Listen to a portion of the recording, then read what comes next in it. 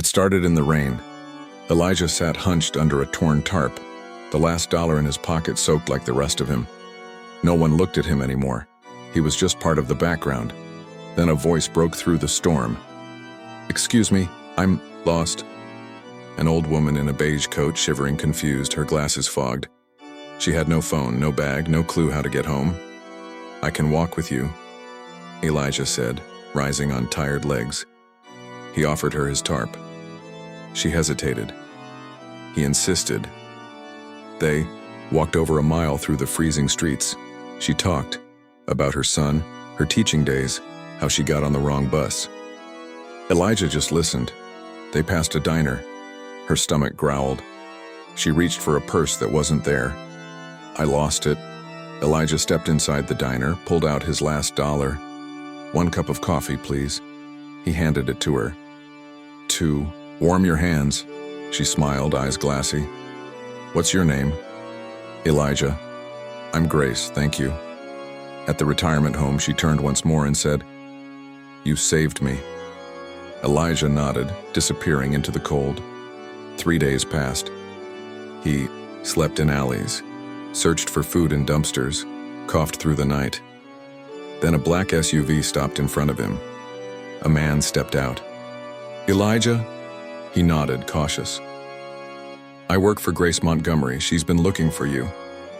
"Elijah," she said, gave his last dollar without knowing who I was. "Her son, David Montgomery, billionaire. She wants to help you," the man said. That night, Elijah slept in a bed for the first time in years, warm, clean, safe. David offered him a job, not a handout. Janitorial work at the foundation.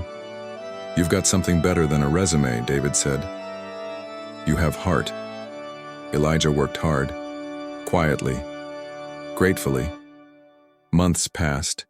He was promoted to outreach. He returned to the streets, not as a ghost, but as hope. He listened to the hurting. He walked beside the lost. He gave what he once didn't have. One night, he found a man curled under a bridge. It was Derek, his brother. They hadn't spoken in a decade. Divorce, addiction, homelessness. Elijah helped him up. "You don't owe me anything," he said. "But I'm here." Derek cried in his arms. Elijah whispered, "I've been there too." Derek got clean, found purpose, began helping others. The circle widened. Elijah never became rich. He didn't start a movement, didn't write a book, didn't post videos for fame. But every morning he brewed coffee in a small kitchen, packed sandwiches into brown paper bags, and walked out the door like a man on a mission. At the park, a girl no older than 8 sat beside her father, thin, coughing, clutching a worn blanket. Elijah offered them both lunch. The father cried, said no one had called him "sir" in months. At the shelter, Elijah remembered names, not numbers. He remembered birthdays. He brought candles, sometimes a cupcake. One act at a time, he rewrote what dignity meant. One Sunday, Grace visited him. She sat across from him in the courtyard, hands folded. "You've changed more lives than you know," she said. Elijah shook his head. "I've only done what someone did for me." She reached out. "But you chose not to disappear. That choice matters." Elijah looked around. The courtyard was quiet, but not empty. Kids were drawing on the sidewalk with chalk. A teen handed out water. A woman he once helped now helped others. The circle kept widening. He stood and walked toward the wall of names, those who had once been helped, now helping. He added one more name, not his own, but the girl's. The one who used to cry in the corner, and now braided hair for the newcomers. He smiled. A year later, Elijah spoke at a small event. "I had $1 left. I gave it away. Not to be noble, just because I still could.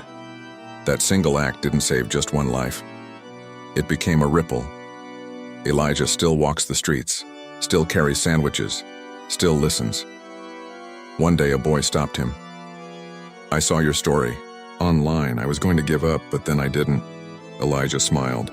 "That makes 2 of us." That night, Elijah wrote another letter. You might feel like what you do doesn't matter. You might think kindness disappears, but I'm here to tell you, it doesn't. I've seen it move in coffee cups and phone calls, in shared coats and broken bread, in the silence between strangers who stay anyway. And if you ever wonder if the world needs your light, it does. It always has. So if you're standing at the edge, if your heart is heavy and the world feels too far gone, remember this. You don't need everything to give something. And your one small act, it might be the thing that keeps someone alive one more night or even long enough to write a letter like this one. Tell us your story. You never know who needs to read it. Send this video to someone you love, even if they feel lost.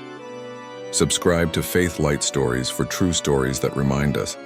Sometimes the smallest light shines brightest in the darkest places.